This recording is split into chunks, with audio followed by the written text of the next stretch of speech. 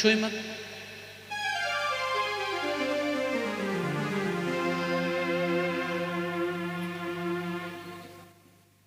कलयुग की नास्तिकों को समझाना बड़ा मुश्किल होता है। लोग कहते हैं हमने तो भोग रख दिया, ठाकुर जी ने भोग कहाँ लगाया। अरे भैया लगा लिया, तुम्हें पता भी नहीं है। गुलाब का पुष्प जो होता है उसको तोलो, अब तोलने के बाद सुगंध लेने के बाद वापस तोलो, कम होगा? नहीं होगा। सुगंध से धाप गए तो कितनी जगह भगवान सुगंध लेकर के धाप जाते हैं। और कर्मा जैसा सबरी जैसा भाव हो तो भगवान प्रत्यक्ष आकर के भी खाते हैं। बोलो जय श्री कृष्ण।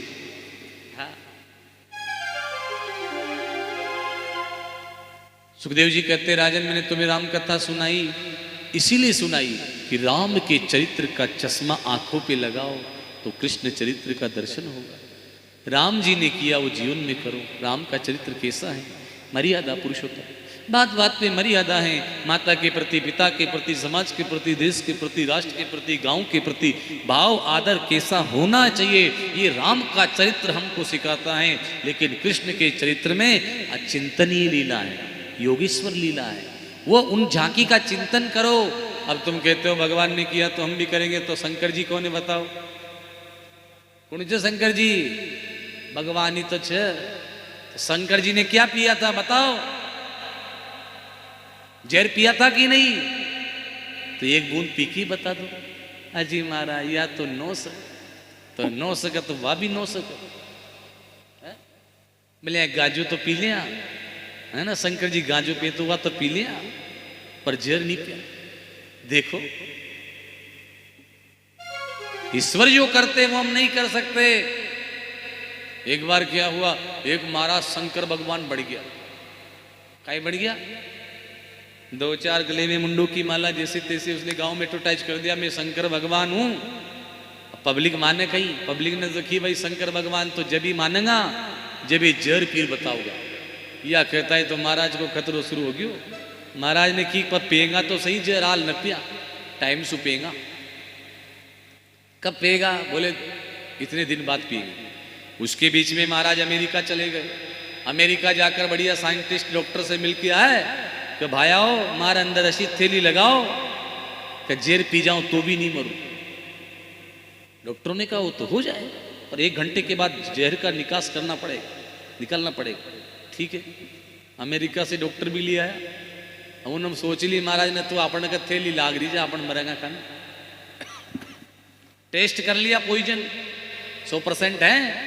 महाराज को देखने के लिए दुनिया उलट रही है, ये तो भगवान है।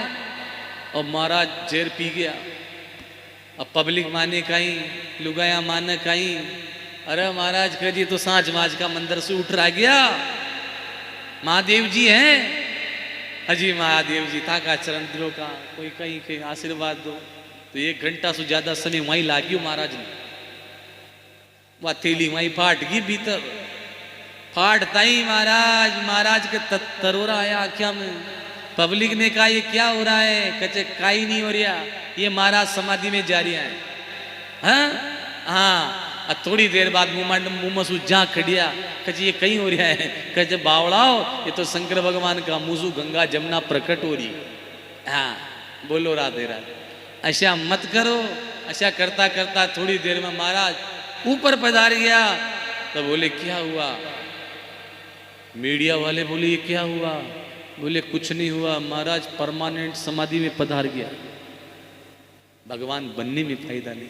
अहम ही नारायण दास, सेवक बनो, दास बनो। जो सेवा करने में आनंद है वो भगवान बनने में का। आजकल तो गली गली में देवता प्रकट हो रहा है। कोई गली का सदस्य बन जाता है तो वार्ड मेंबर नाम हो जाता है उसका। क्या कहना सा मेंबर साहब, बोलो रात। अहंकार किसी व्यक्ति का, वस्तु का किसी को भी अच्छा नहीं है, न पद का अच्छा है। अहंकार मुझे भी हो सकता है, आपको भी हो सकता है। भगवान से प्रार्थना करो कि प्रभु घमंड नहीं आओ। घमंड कोई को भी आ सकता है। एक माताजी बढ़िया सब्जी बनाओ थी, खावाड़ा लोग कहे कि बढ़िया माताजी तो बढ़िया सब्जी बनाओ, तो माताजी ने घमंड आ जाओ कि हमारे द्वारा सब्जी बनी, सब लोग तारीफ करें, तो घमंड तो ऊँ में भी आ गया। किसी में भी घमंड हो सकता है, किसी घमंड नहीं होना चाहिए। मैं कह रहा था कि जैसे शिव जी ने जिसका पान किया तो हम नहीं कर सकते, वो ईश्वर हैं, ऐसे ही भगवान ने जो रास रचाया वो कोई कर नहीं सकता। ईश्वर किसको कहते हैं? जो करने के बाद न करे, न करने के बाद जो करे उसी को ईश्वर। अब तुम बताओ, कन्हैया जी ने कहा वो तुम करोगे? 7 दिन की कन्हैया जी ने पुतना मारी थी, नहीं मारी थी? बताओ, तुम 70 साल के हो जाओ तो भी पुतना मार नहीं सक पाओ। क्यों? क्योंकि 70 के हो जाओगे तो क्या मार लोगे पुतना को? वो तो 18 किलोमीटर की पुतना है, क्या मारो? पुतना सपने में भी आ गई ना तो बारी पड़ जाएगा। बोलो जय श्री कृष्ण। इसलिए कहते हैं ईश्वर जो करते वो हम नहीं कर सकते। 7 दिन की कन्हैया जी ने तो गोवर्धन उठाया, बाएं हाथ की कन्नी उंगली पर रख लिया, एक पत्थर 1 घंटा बेजे पे धर लो, जिसमें बेजा दर्द करने लग जाए। उंगली तो कहां महाराज, उंगली तो बड़ी दूर की बात है। ईश्वर उसी को कहते हैं जो करने के बाद न करें। तो राजन, जो गोविंद ने किया वो मत करो, राम ने किया वो करो, क्योंकि राम जी बड़े हैं, कान्हा जी छोटे हैं, और बड़े जिस मार्ग पे चलते हैं छोटों को उसी मार्ग पे चलना चाहिए। राम का चरित्र मर्यादा पुरुषोत्तम, गोविंद का चरित्र योगेश्वर है, वो लीला चिंतनीय है। भगवान का चिंतन करो। गोविंद ने जो कहा है, गीता सुगीता कर्तव्य किमन्ने शास्त्र विस्तरे, उस गीता को जीवन में उतारो। विक्रीडितम ब्रजबुद्धिरतम च विष्णु श्रद्धान्वितो न शृणुयाद वर्णित भक्तिम पराम भगवती प्रतिलभ्य कामम हैद्रोगमासु पैनोत्ति चिरेणधीर। जो इस प्रसंग को सुनते हैं, मन को भगवान के चरणों में लगाते हैं, उनका काम हमेशा के लिए शांत हो जाता है, क्योंकि काम व्यक्ति का सबसे बड़ा शत्रु है। काम क्रोध लोभ नाथ नरक के पंथ। तो राजन बताओ, जिस रास को सुनने से कामदेव चला जाए वो काम लीला नहीं, वो रास लीला है। अब राजन, अंबिका वन में जागरण किया था, भंडारा किया, किसी अजगर ने आकर के बाबा का पांव पकड़ लिया, भट्टी से लकड़ियां निकाल के मारा तो भी अजगर ने पांव नहीं छोड़ा। भगवान ने चरण स्पर्श कराया तो देव बनकर के प्रकट हो गया। को भगवान? बोले महाराज आप नहीं जानते, अहम विद्याधर कस्य सुदर्शन इति श्रुता। मैं विद्याधर नाम का राजा था, मैं इतना बड़ा ज्ञानी था कि मेरे अभिमान पे मुझे बड़ा क्रोध था, गुस्सा था, मैं सुंदरता पे बड़ा मुझे घमंड था। टेढ़े मेढ़े संत जा रहे थे, उन संत की मैंने मजाक बनाई तो उन्होंने संत ने मुझे श्राप दे दिया, अजगर बन जा। मैं चरणों में गिर गया, महाराज आपने क्या किया? बोले बेटा मेरा श्राप तो लगेगा, पर मेरा आशीर्वाद है, भगवान तुझे इस योनि से मुक्त करा देंगे। प्रेम से बोलो राधे राधे। तो वही विद्याधर राजा क्या बना? अजगर। और आज प्रभु आपकी कृपा से ब्रह्मदंडात विमुक्त हो, हम ब्रह्मदंड से मैं मुक्त हो गया।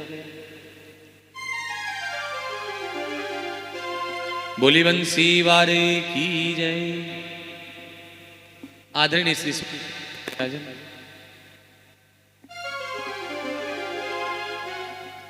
बोली द्वारिकाधीश की।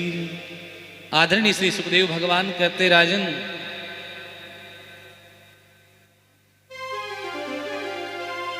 गोपियों ने बड़ा सुंदर गीत गाया जिसका नाम है युगल गीत। कौन सा गीत है? युगल गीत का मतलब होता है, युगल माने जोड़ना। वाम बाव कृत्य वाम कपोलो वलगित भूरि धरार पितवेनु कोमुलांगलि विरासित मार्गम गोप्य ईरियति अत्र मुकुंद। गोपियां कहती हैं, गोपियां कहती लाला जब तुम बंसी बजाते हो तो हम अपने घर के काम को भूल जाती हैं। एक गोपी बोली, बाबरी जब ये बंसी बजाते हैं तो हम तो अपना घर का काम ही भूल जाते। अच्छा तो ये बताओ, ये बंसी बजाते हैं तो इनको बंसी बजाना किसने सिखाया? इनका कोई गुरु होगा? बोले नहीं, ये तो संगीत के गुरु ये हैं, माता सरस्वती को जन्म इन्होंने दिया है। तो वाम बाहु कृत्य वाम कपोलो, भगवान जब आए होठ पे बंसी रख करके बंसी बजाते हैं तो कैसे लगते हैं? ऐसे लगते हैं मत पूछो। और बादल भी गर्जना करते मंद मंद, ऐसा लगता है तबला बज रहा है। मंद मंद गरजती मेघ। अच्छा, एक सखी बोली पर का बताऊं बहन, ये जब बंसी बजाते तो हम घर के काम को करना भूल जाती। एक बार क्या हुआ, मेरे यहाँ मेहमान आए, मैंने मेहमानों के लिए भोजन बनाया, इसने बंसी बजाई तो मैं भोजन बजाना भूल गई। तो मैंने क्या किया, राम रस की जगह चीनी पटक दी सब्जी में, और खीर में चीनी की जगह रामरस पटक दिया। रामरस का मतलब, रामरस का मतलब समझते हो? नमक। अब भोग लगा के मेहमानों को खिलाया तो मेहमानों ने तारीफ करी और क्या कहा, ओहो क्या बात है, बस सेठ जी आपकी बहू तो कमाल कर गई।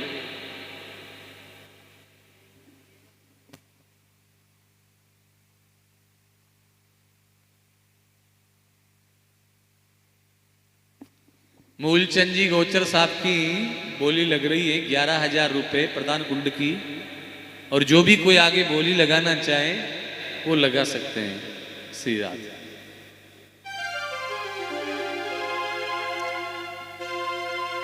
गोपी बोली मैंने भोजन बनाया तो खीर में रामरस, और रामरस की जगह चीनी डाल दी सब्जी में, खीर हो गई खारी, शाग होगी मीठी। भोग लगा के मेहमानों को खिलाया तो मेहमानों ने तारीफ करी, अजी वाह सेठ जी आपकी बहू तो कमाल कर गई। हाँ आपकी बहू तो कमाल कर गई। क्या कमाल करती, क्या बताएं, ये भोजन नहीं अमृत है।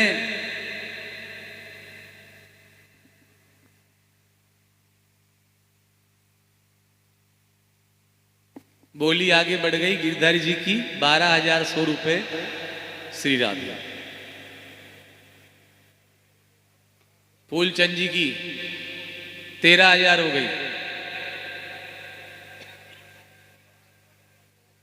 बोलो राधे राधे। बोले बंसी वारे की।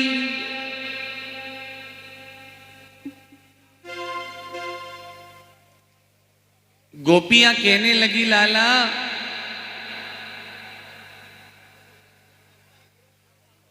बंसी बजाई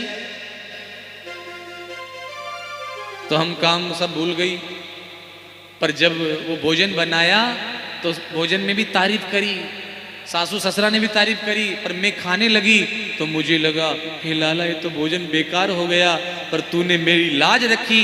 उसकी याद में कोई भी काम करोगे तो बिगड़ी हुई काम सुधर जाएंगे, और जो भगवान को भूल गए ना तो सुधरे काम भी बिगड़ सकते हैं। समझ रहे हो? भगवान को भूलना नहीं। बोल बंसी वारे की। नारद जी ने जाके भड़का दिया कंस को, कब मारेगा कृष्ण बलराम को तुझे पता नहीं? 11 वर्ष 56 दिन में प्रवेश कर। अरे गुरु जी क्या बताऊं, चुन चुन के राक्षस भेजता हूं, मरे मराए सब आते हैं। परसों मेला रच, मेले में कृष्ण बलराम को बुला ले, धोखे से मार देना। आपातकालीन सभा बुलाई, कंस ने अक्रूर को बुलाया कि गच्छिनंद वजम तत्र सुतावानुकदुंदमे आसातिता विहानेन रथिनानि माचिरम। अक्रूर यहां से सीधे जाओ, कृष्ण बलराम को लेकर के आओ, कृष्ण बलराम को लेकर के आओ, और जब आ जाएंगे तो धोखे से हम मार देंगे। अक्रूर ने समझा राजन मैंने तुमसे कह दिया, देवताओं का मुझे लगता है कार्य सिद्ध होने वाला है।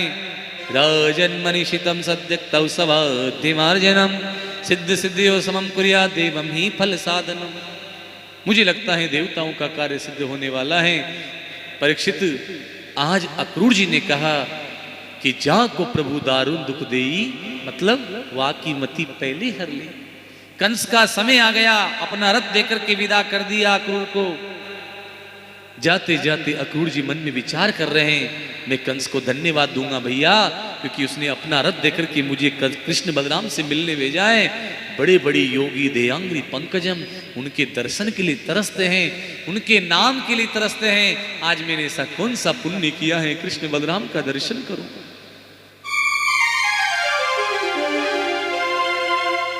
अचानक हिरण का झुंड भी निकल करके चला गया तो शुभ शकुन हो गया, और यात्रा में अच्छा शकुन कार्य सिद्धि देता है।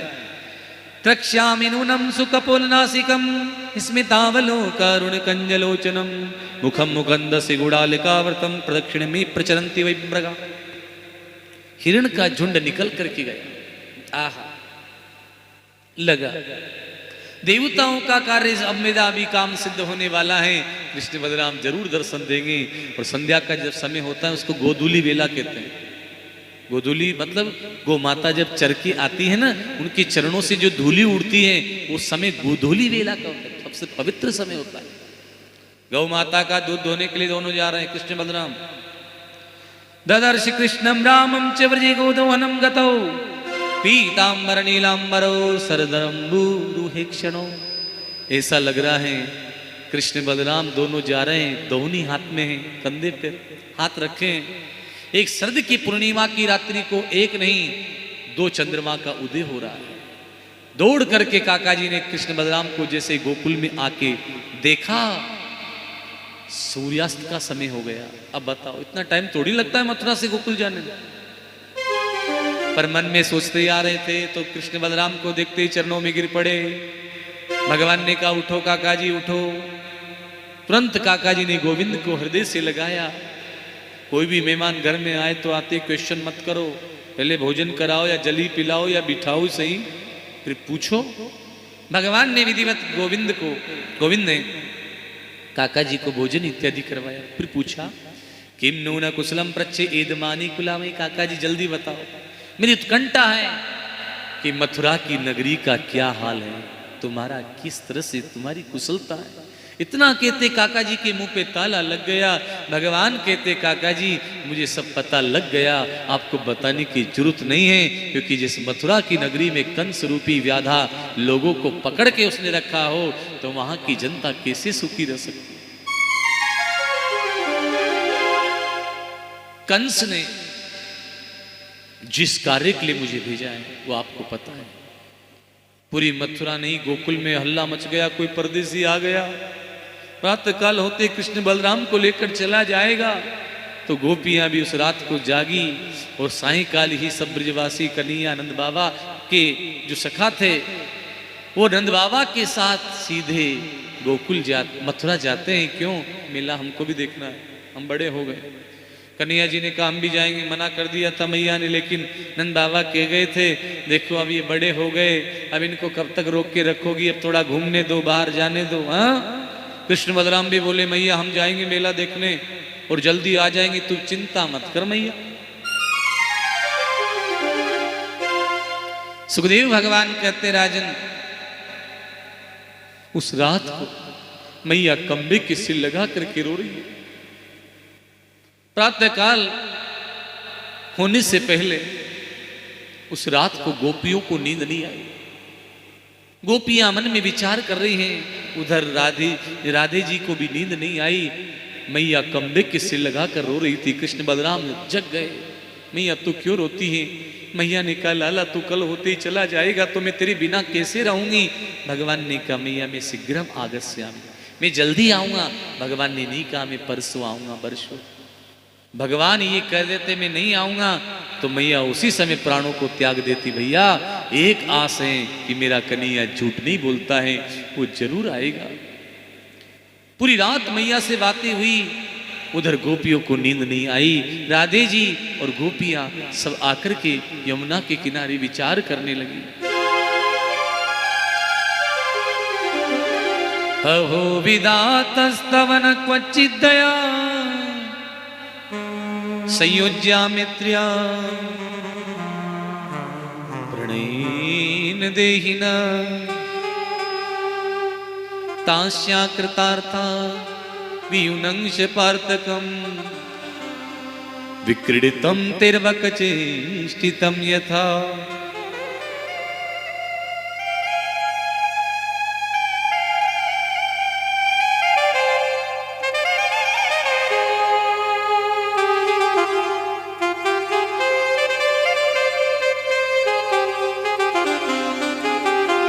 अरे विधाता तेरी कैसी चाल है, तो जिसका संयोग कर देता है उसी का भी योग कर देता है। गोपियां रोने लगी और गोपियां कहती हैं, एक गोपी कहती बावरी अब रोने से काम नहीं चलेगा, शुभ काम में देरी नहीं करना चाहिए, उपाय करो जल्दी से, कुछ उपाय बताओ कि कल कन्हैया जाएगा तो रोकने का उपाय। बोली दूसरी बोली बावरी क्या करेंगे, कैसे रोकेंगे। एक बोली ये क्रूर है, अक्रूर नहीं, नाम इसका क्रूर होना चाहिए, इसके अंदर अक्रूरता तो नजर ही नहीं आ रही, इसको दया ही नहीं है। एक बोली मैं तो कल कन्हैया का हाथ पकड़ के खींच लूं। दूसरी बोली निवार्याम समपुत्य माध्यम किमनो करीशन कुल वृद्ध बांधवा। वृद्ध बांधवा बुजुर्ग लोग बातें करेंगे, कहेंगे हमारी इज्जत का सवाल है। दूसरी बोली बावरी जब कन्हैया जा रहा है विसृज्य लज्जाम रुद्र इसम सुस्वरम गोविंद दामोदर माधवेति, अर्थात जब गोविंद जा रहा है तो लज्जा की फिर क्या परवाह है, लज्जा की क्या परवाह है। गोपियां कहती हैं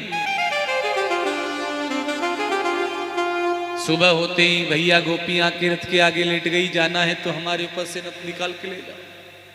भगवान ने सोचा बड़ी विचित्र परिस्थिति है, भगवान ने राधे जी को समझाया रो मत, अगर तुम इस तरह से रुदन करोगी तो इन ब्रिजवासियों का सहारा कौन है। आज भी राधे नाम का ज्यादा सहारा। सज्जनों भगवान राधे जी को समझा के काली कामलिया दे के बांसुरिया समला के, और सुनो इतना ही नहीं भगवान गोपियों को कह गए मैं देवताओं की समान लंबी उम्र पाकर मैं तुम्हारे ऋण को ऋण नहीं कर सकता, मुझे जाने दो, मैं नहीं जाऊंगा तो मेरी आगे की लीला कैसे संपन्न होगी। और आज भगवान रथ में बैठकर जाने लगे। मैया धड़ाम से गिर गई। मैया ने आरती उतारी थी, सब कुछ किया, लाला को बाल भोग भी करवाया।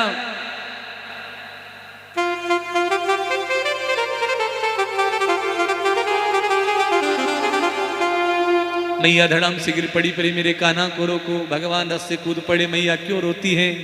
मैया ने कहा लाला तू जा रहा है मथुरा तो जाओ, क्योंकि मुझे पता लगा इस ग्वालिन की ताकत नहीं है भाई जो तुझे रोक सके। आज पता लगा है कि तू यशोदा नंदन नहीं तो देवकी नंदन है, और इस ग्वालिन की ताकत नहीं जो तुझे रोक पाए। जाओ लाला मैंने तुझे जन्म नहीं दिया। इतना कहते कन्हैया रोने लगे, बोले मैया तू ऐसा मत कह, मुझे राजी राजी मथुरा जाने दे, मैं शीघ्रम आगस्यामी जल्दी आ जाऊंगा। तू मेरी माँ है, तूने मुझे पाला है, तूने मुझे इस तरह से योग्य बनाया है, मैं तेरा ऋण कैसे चुका सकता हूं मां, ऐसे मत रो। भगवान मैया को यशोदा को सबको समझा के ग्वाला इन गोपियों को समझा बुझा के भगवान रथ में बैठकर जाने लगे। तो केतुरियावद लक्ष्य थे केतुरियावद रेणु रथस्य च, रथ दिखना बंद हुआ तो उसकी ध्वजा, ध्वजा दिखना बंद हुआ तो उसकी रज। गोपियां देखती रही। तेरे चरण कमल में श्याम लिपट जाऊं रजवन।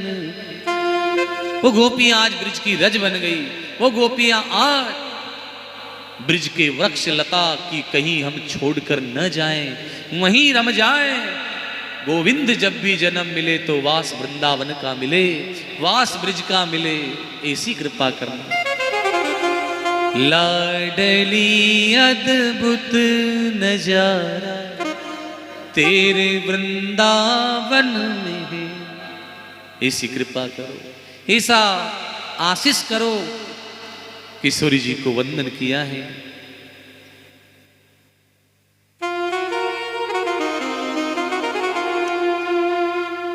वृंदावन की ओर मथुरा की ओर प्रस्थान कर रहे हैं। चिंता हुई काका जी को, कहीं कंस ने कुछ कर दिया तो भगवान ने काका जी की शंका को मीटा। कहा काका जी भूख लग रही है। अरे गल से बाल भूख लेकर माखन मिश्री खा के आए, भूख लग रही है अभी से, तो यमुना नहा लेता हूं मैं। और काका जी यमुना नहाने लगे, फल तोड़ने के लिए स्नान करने लगे। स्नान नहीं किया तो यमुना में जो डुबकी लगाई काका जी ने, तो तुरंत शेष और नारायण का दर्शन हो गया। काका जी ने जैसे ही भगवान का दर्शन किया तो भगवान ने इशारा कर दिया, काका जी ये मेरा ही रूप है। काका जी ने भगवान की बड़ी सुंदर स्तुति करी कि न तो स्म हम पाखिल है तुहे तुम नारायणं पुरुषमादिमभ्यम यन्ना विजाता दरविंद कोसा ब्रह्मा विरासित इति श्लोक। ही प्रभु मैं आपको नमन करता हूं। काका जी की शंका मिट गई। काका जी मथुरा की ओर व्रत लेकर जा रहे हैं। मथुरा आ गई। भगवान ने कहा काका जी अब मुझे मेला देखना है। नंद बाबा मिल गए। नंद बाबा ने कहा बेटा आ गए मथुरा में? हाँ बाबा आ गए हो। बोले बाबा अब मैं मेला देखने जाऊंगा। लाला तू मेला देखने तो जा लेकिन शैतानी मत करना। बोले ना करो चिंता मत। सखाओं को लेकर के भगवान मथुरा में प्रवेश कर रहे हैं। मथुरा की माताएं बहनें अटाटलिकाओं पे चढ़ गए। कंस ने ढिंढोरा पीट दिया था स्वागत मत करना, पर माताएं मानेगी क्या? सत्संग छोड़े बिना रहेगी क्या? सत्संग किए बिना रहेगी क्या? प्रेम से बोलो जैसे कैसे छोड़ सकती सत्संग को? कथा को नहीं छोड़ेगी। पतिदेव कुछ भी कहें तुम सुनो तो सुनो, पर हम तो सुने। बोलो जय श्री कृष्ण। जहां भी हम कथा करते हैं वहां 70-30 का आंकड़ा चलता है। हाँ ज्यादा माताओं की संख्या होती है। अच्छा सुनो, ये जब कथा सुनती है ना तो इनकी एक विशेषता भी होती है। ये अपनी भी सुनाती है। ओहो, एक जगह कथा हो रही थी। एक माता जी बोली पंडित जी तो 4-4, 5-5 घंटा बोलते हैं। 5 किलो दूध पीते होंगे सुबह, 5 किलो शाम को पीते होंगे। दूसरी बोली बावरी दूध से होता क्या, घी भी तो डालते होंगे। तीसरी बोली ड्राई फ्रूट भी तो लेते होंगे। भगवान जाने एक गिलास पीते कितना गिलास पीते हैं, पर माताओं को चिंता तो होती है।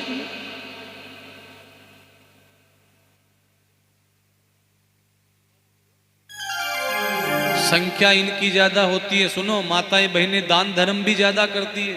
हाँ बोलो राधे राधे। और जितने व्रत उपवास माताएं करती उतने पुरुष करते हैं क्या? अब आणु मासु का व्रत करवा की मासु व्रत होगा। बोलो जय श्री कृष्ण।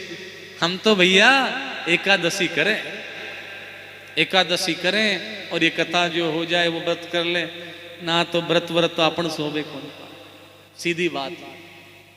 अब देखो कथा वक्ता को तो थोड़ा अल्पार भी लेना पड़ता है, हैं? भूखे थोड़ी न बोल सकते हैं। भूखे भजे नहीं गोपाला ये ले तेरी कंठी मार। अल्पार में फलार लो, पर लेना तो पड़ता। तो हम कह रहे थे कि माताओं बहनों को बड़ी इनकी भावना रहती है। तो आज गोविंद के आने पर इन्होंने सुंदर फूलों की वृष्टि शुरू कर दी। सखा बोले लाला हमको तो शर्म आ। भैया तू कह तो मथुरा में है सो स्वागत होगो, बढ़िया कपड़े पहन के आते, नई नई शेरवानी बंटन के आते। भगवान ने कहा कोई बात नहीं, मामा जी के राज में कोई वस्त्र की कमी ना है। चलो मेरे साथ। धोबी घाट पे पहुंच गए जहां धोबी कपड़ा धो रहा था। भगवान ने कहा मामा जी कपड़े दे दो। धोबी ने कहा ए छोकरे तू मामा क्यों कह रहा है? बोले मेरे मामा कंस मामा है, मेरी माँ यही की है। तो सारे मामा हो गए ना यहाँ के। अच्छा, इसने सोचा यही है कन्हैया जिसको मारने के लिए बुलाया भैया कंस ने। तो कंस क्या बोला, ए धोबी क्या बोला, इद्रस्य वासस नित्यम विनिगृह चरा मरगा। इद्रस्यन वासस नित्यम गिरे वने चरा। क्या बोला भगवान से, तूने गाय चराई होगी ग्वाला, ये महाराज की वस्त्र पहनेगा भाला? ऐसे बोला तो भगवान का सखा बोला ये तेरे गाली दे रहा हूं कन्हैया, तो एक तमाचा। बोले तूने पूतना मारी होगी भगवान से बोले। भगवान ने बोले देखो मामा जी ऐसी गाली मत दो, मैंने पूतना नहीं मारी, मरी मराई के तो हमने 10 लड़ दिए, क्या पूतना मारेंगे हम? मुझसे लड़ेगा तो मजा आएगा। भाला लेकर, वो डंडा होता है ना कपड़े धोने का, वो डंडा लेकर के गोविंद की ओर आया। भगवान ने उसे पकड़ के सीधे हाथ से तमाचा धर दिया, और जो ही तमाचा धर दिया सोई भैया धोबी का धुआं उड़ गया। सारे धोबी बोले तुम्हारा बाप आ गया, धोबी को मार, वो आ गया कन्ही आ गया। सारे धोबी बोले भागो पूतना मारने वाला आ गया। सब धोबी भाग गए। भगवान ने कहा पहन लो वस्त्र भैया। अब पहनने लगे तो बड़े बड़े महाराज के वस्त्र, कोई तो बाह में फिट हो गया तो कोई जेब में फिट हो गया। और जब चलने लगे तो बिना झाड़ू के रोड साफ होने लग गई। सखा बोली शर्म आवे। भगवान बोले क्यों आवे, ज्यादा लंबे तो ऐसे लटका लो ना। अब आजकल कपड़े पहन रहे हैं बच्चे आज के, अरे मत पूछो महाराज क्या डिजाइन है। एक पैंट पहन के आया भैया, उसकी पैंट का एक पजामा का वो एक पैंट का जो हिस्सा है